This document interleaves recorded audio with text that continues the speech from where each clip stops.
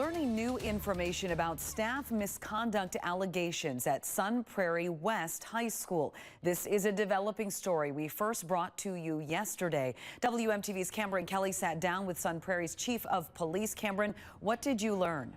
Lee, the Sun Prairie Police Department is working alongside the school district. The chief says he wants to be transparent with the community without compromising the investigation. Sun Prairie West High School families received a letter from the district stating the police department is looking into the allegations of inappropriate communications and relationships between staff and students. The chief says he cannot say how many people are involved in the incident without a thorough investigation.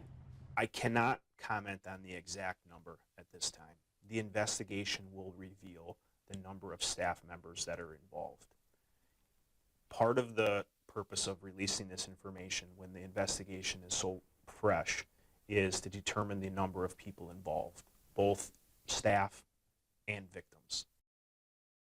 Now, the chief says the investigation can be emotionally challenging for students, and he encourages parents to talk with their child. And if families need additional resources, the chief says Victim Services is ready to help. Live in the newsroom, Cameron Kelly, WMTV 15 News.